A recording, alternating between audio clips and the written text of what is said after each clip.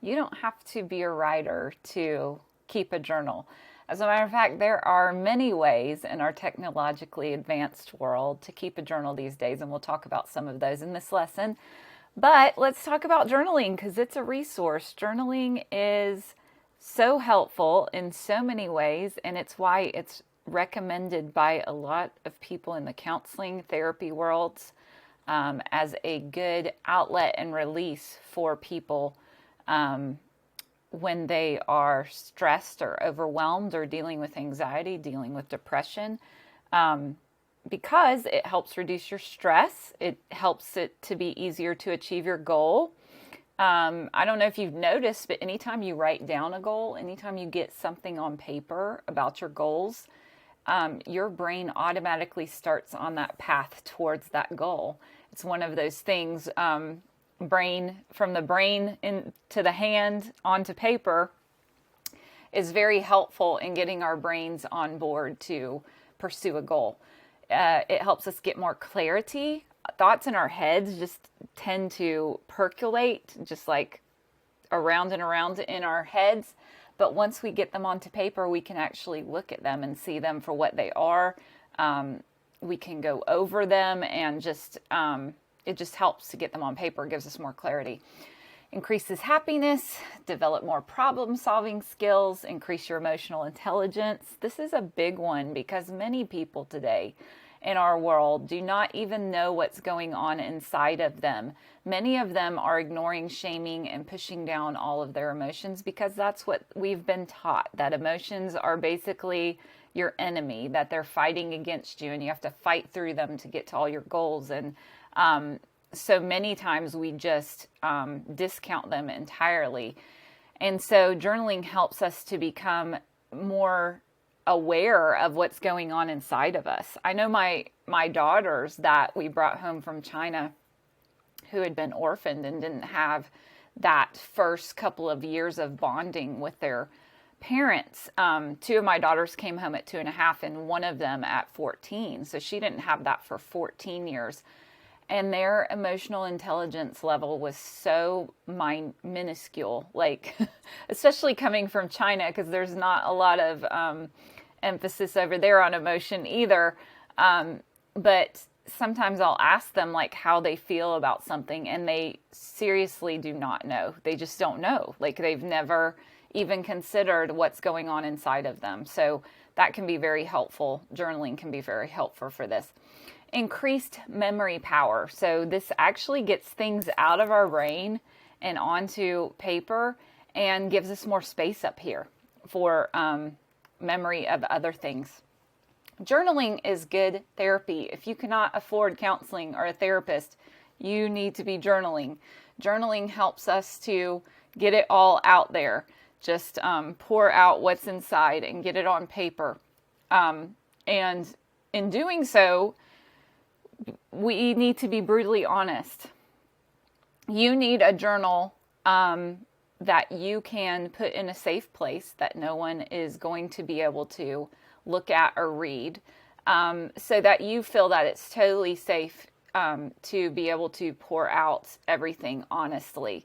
That's why I have keep it private, because you're going to want this to be in a place, at least one journal. But now, there's many ways of journaling. You don't necessarily have to write down all your deepest, darkest secrets, but it's a good form of release and a good form of therapy, and it's very helpful in some ways if you can just be brutally honest on the page with what's going on inside of you, whether it has to do with the people closest to you or whether it has to do with, you know, your day, how your days are going, or things that are very private to you.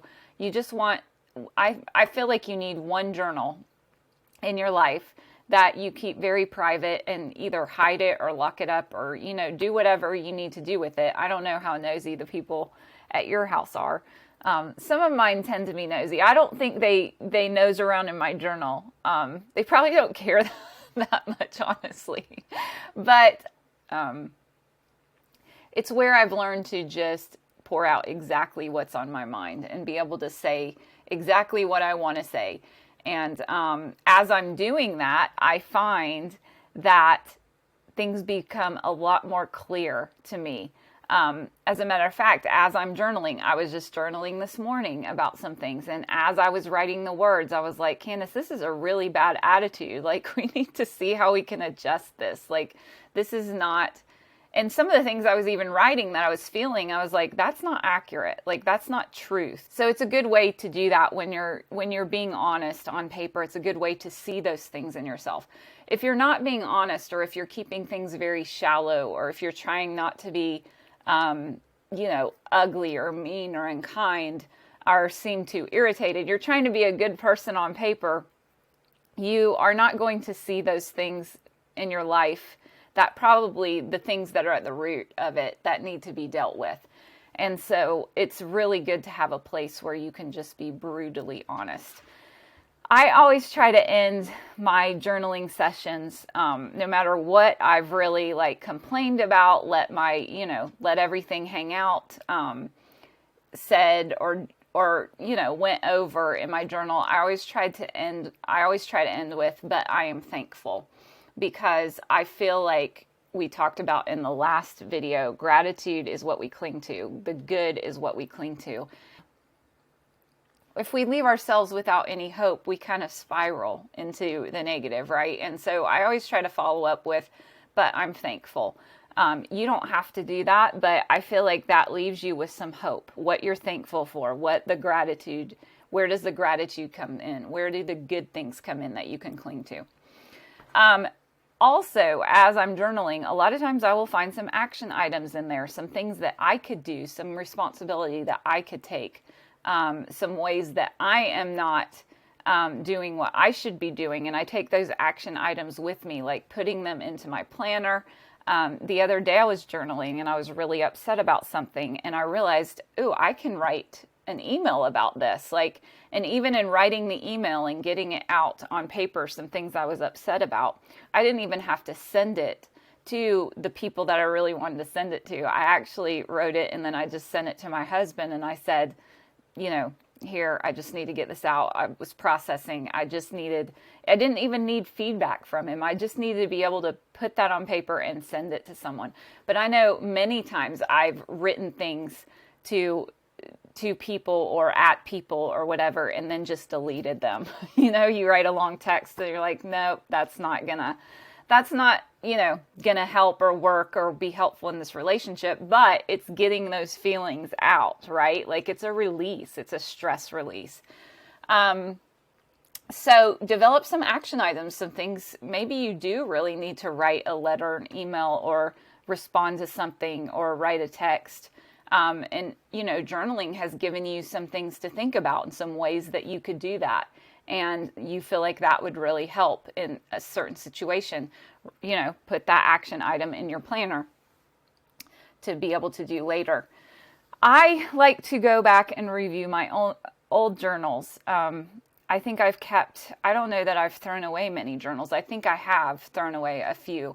I think I've had some really hard times where I've journaled a lot because I'm a writer, so that tends to come easily for me.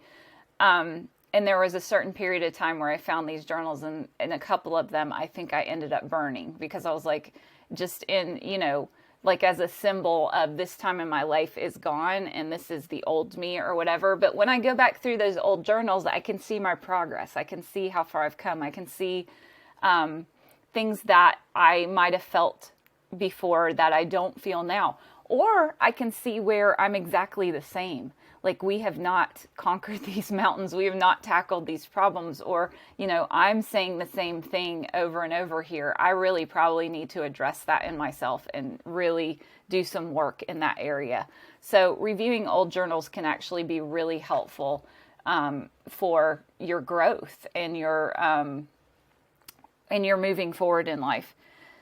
Some supplies that you will need. You will need a journal, or if you don't necessarily like to write, which writing actually does scientifically, you can look it up. Writing on paper with a pen, just handwriting, is actually the best way for your brain to process information.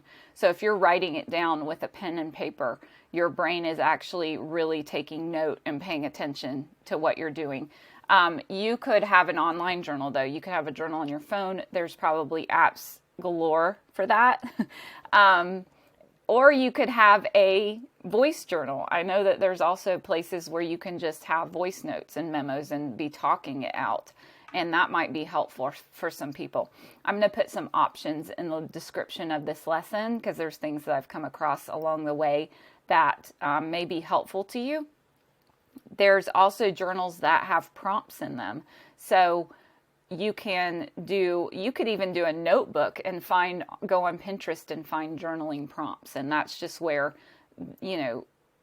a question will be asked and then you'll just write and journal out the answer to that question. And sometimes that can help you in different ways get things out on paper.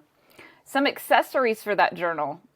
If you're girly like I am, you like stickers, and like I use the same kind of pen for everything I do. It just seems to be the pen that I write the best with, and that works the best for me. I don't know if you have one of those types of pens, but you may be able to use a variety of pens, but you want to have a good pen that's going to help you to get your words on paper. Pictures, if you want to decorate your journal, it can become kind of like a journal/scrapbook if you're really creative like that. But also then a plan for when you're going to journal. Are you going to do it in the mornings? Are you going to do it in the evenings? Now, you leave this open to sometimes you just need to go get your journal and sit down and write, especially if you're really afraid or really mad or really sad. Those can be times when you can use this resource and release of journaling. And so you may even want to carry one around in your car, your purse or your backpack, or whatever you tote around to have on hand and available for times when you just have you may have some time to just sit and journal. It's really good stress relief. So having a plan to be able to do this on a regular basis is a very good thing. I tend to journal at night after the day is over and just try to get things out on paper. And no, I don't journal every single day. I don't think you necessarily have to journal every single day for it to be helpful. I found it helpful just on occasion. Sometimes I'm in a season where I can't do a lot of journaling. So I wouldn't get too dogmatic about it. Just have a plan that you can be flexible with, but that you're going to stick to and become consistent. Because like every other resource, this is an intentional habit that you're creating. And especially when you're beginning it, especially if you don't necessarily like journaling or it's uncomfortable for you because you're actually having to do introspection. I know a lot of people, especially if you don't have high emotional intelligence, as far as like knowing what's going on inside of you, when you first start to do this, it may seem tedious and confusing and like I don't really know what I'm supposed to be writing here, or I don't know what I feel. And so that's where some of those prompts can come in. But if you have a plan to really make this a habit and become consistent, you're going to see the difference that journaling can make in your life.